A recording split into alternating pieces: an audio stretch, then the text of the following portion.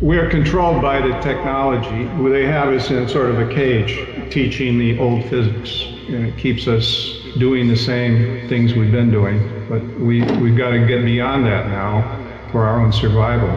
It's important, I feel, to declassify a lot of this technology.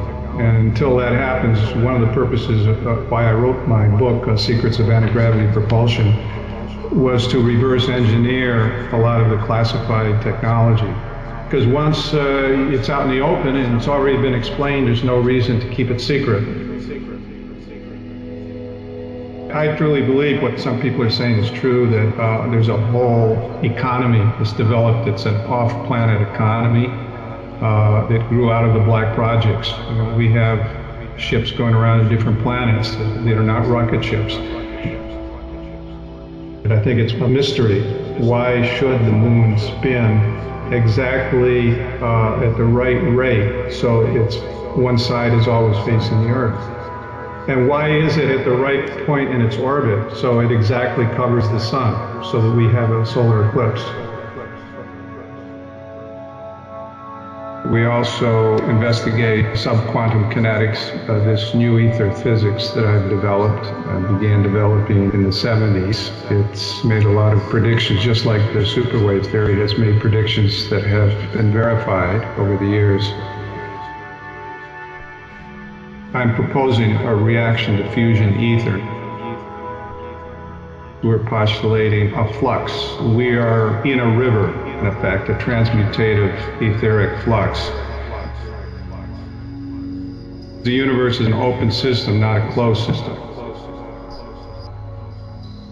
To explain everything here, you have to postulate that there's a higher up level in this reaction dimension where these things are coming from. That concept it's like going from the physical to the higher dimensional realm that we don't see.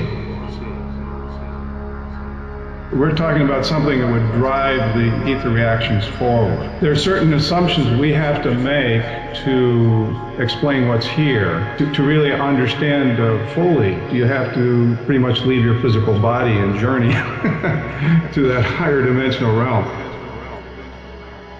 It offers a basis for understanding gravity control, also a number of energy production technologies, free energy technologies are explained.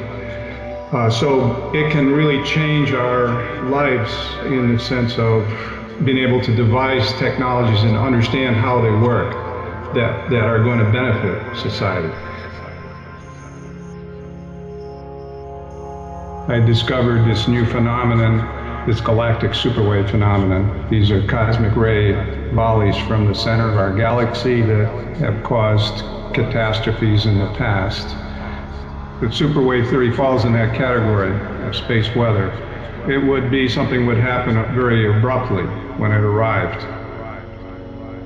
I have a question about what a lot of people are saying about changes going on right now. The question I have is maybe these are part of the normal course, and it's just that we haven't been observing long enough to know that these are part of the normal cycles of this period, which I consider a quiescent period, and we are in between superwaves. There's pulsars that are the most unique pulsars in the sky, are marking certain geometrical relationships in our galaxy relative to the galactic center. Either we've learned our constellation lore from a galactic civilization capable of superluminal space travel, or they learned our constellation lore and pointed out we're making reference to it. I think it's probably the first.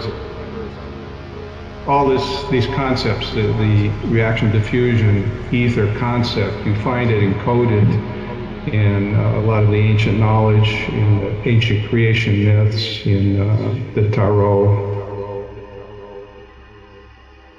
Whoever developed the physics and encoded it in the zodiac was capable of flight above the atmosphere.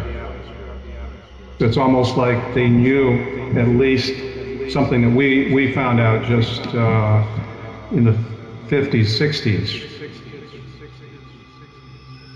So it was the priests in Egypt that were protecting this knowledge originally, and then with the collapse of the Egyptian empire, it sort of went underground into secret societies, which makes you wonder, it's as if right out of Stone Age, suddenly you have the most sophisticated knowledge, and eventually it gradually deteriorates over the millennia. So the question is, where did it come from? It's almost like they were taught something and it was passed on.